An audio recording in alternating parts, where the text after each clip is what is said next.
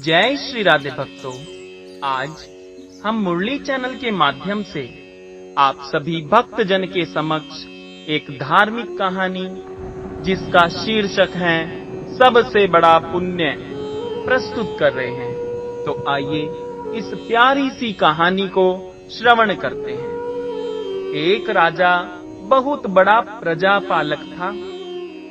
हमेशा प्रजा के हित में प्रयत्नशील रहता था।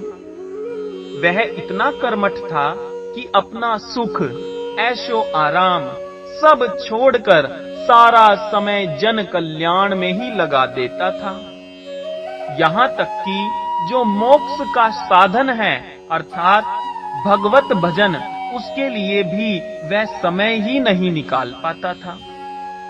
एक सुबह राजा वन की तरफ भ्रमण करने के लिए जा रहा था कि उसे एक देव के दर्शन हुए। राजा ने देव को प्रणाम करते हुए उनका अभिनंदन किया और देव के हाथों में एक लंबी चौड़ी पुस्तक देखकर उनसे पूछा, महाराज, आपके हाथ में यह क्या है? देव बोले, राजन, यह हमारा बही खाता है जिसमें सभी भजन करने वालों के नाम हैं।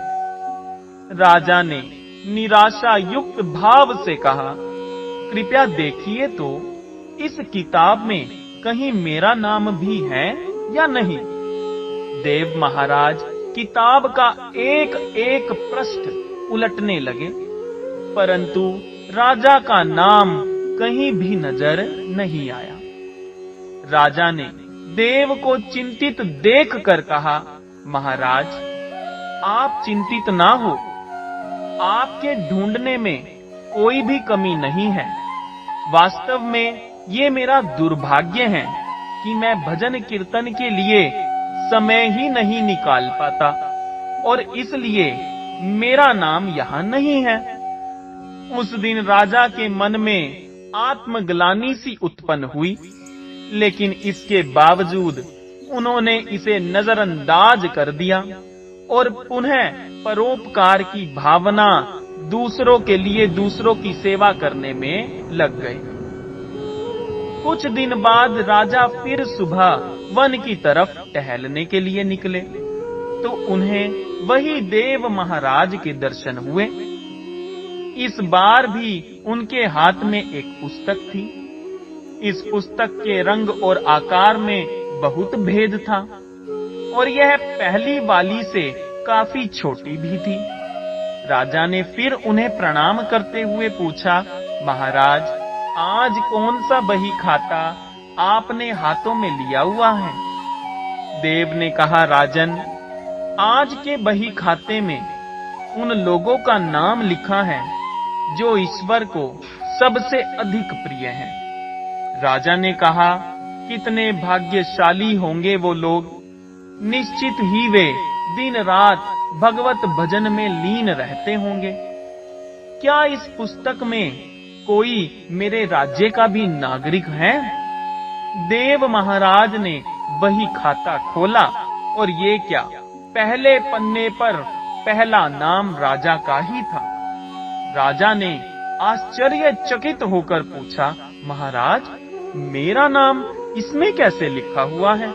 मैं तो मंदिर भी कभी कभार ही जाता हूँ। देव ने कहा, राजन, इसमें आश्चर्य की क्या बात है?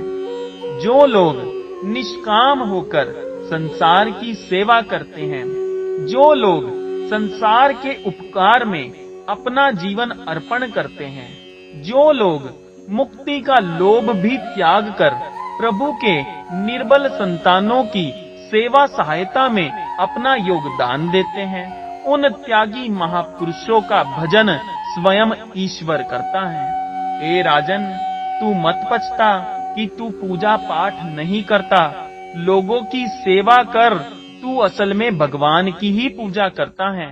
परोपकार और निस्वार्थ लोक सेवा किसी भी उपासना से बढ़कर है। उस दिन राजा को देव के माध्यम से बहुत बड़ा ज्ञान मिल चुका था और अब राजा भी समझ गया कि परोपकार से बड़ा कुछ भी नहीं और जो परोपकार करते हैं वही भगवान के सबसे प्रिय होते हैं। भक्तों, जो व्यक्ति निस्वार्थ भाव से लोगों की सेवा करने के लिए आगे आते हैं, परमात्मा हर समय उनके कल्याण के लिए यत्न करता है। हमारे पूर्वजों ने कहा भी है, परोपकाराय पुण्याय भवति, अर्थात दूसरों के लिए जीना, दूसरों की सेवा को ही पूजा समझकर कर्म करना, परोपकार के लिए अपने जीवन को सार्थक बनाना ही सबसे बड़ा पुण्य है। और जब आप भी ऐसा करेंगे तो स्वतः ही आप वह ईश्वर के प्रिय भक्तों में शामिल हो जाएंगे। एक बार प्रेम से बोलिए राधे राधे।